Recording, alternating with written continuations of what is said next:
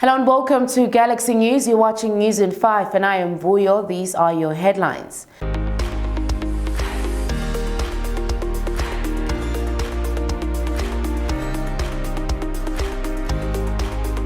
Ramaphosa pulls out of chairman's conversation at 11th hour. Mokgalapa survives EFF and the ANC's motion of no confidence, and Eskom moves expected to continue. TVET college student killer arrested, and we give you sports as we wrap up.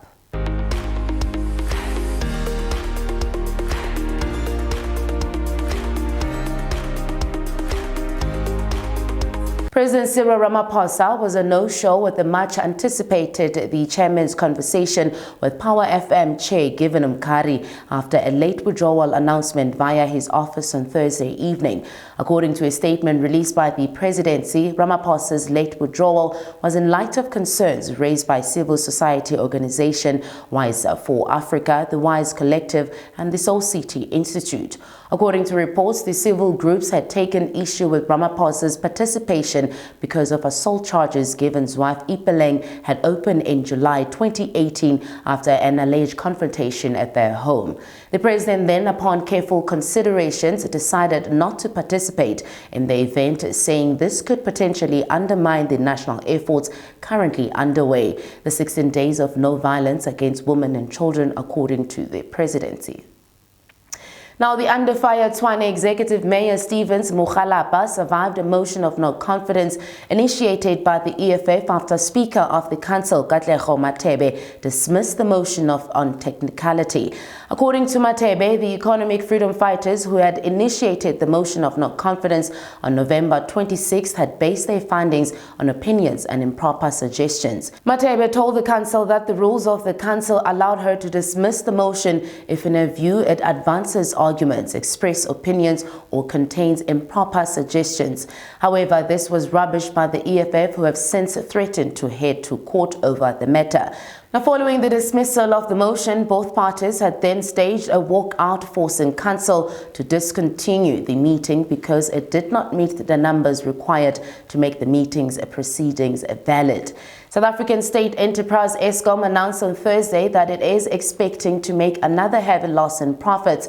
According to the State Utilities Chair Jabu Mabuza, Eskom will make close to 20 billion rands in losses for a second year in a row. This despite government's injections of billions labeled as bailouts to avoid an entire disaster.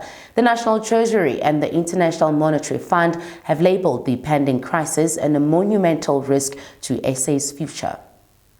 The Community Safety MSc Namane Dixon Masemula said in a statement on Thursday that the police have caught a suspect in connection to the murder of the 21-year-old Precious Ramabulana, who was attacked in her room and allegedly stabbed 52 times. It has been reported that the 28-year-old suspect was allegedly found in possession of a cell phone, blood-stained clothes, and a sharp object. Now, the national spokesperson Brigadier Vishnu Naidu said the man was arrested at his parental home in Nyakaleng village, Botlokwa, on Thursday.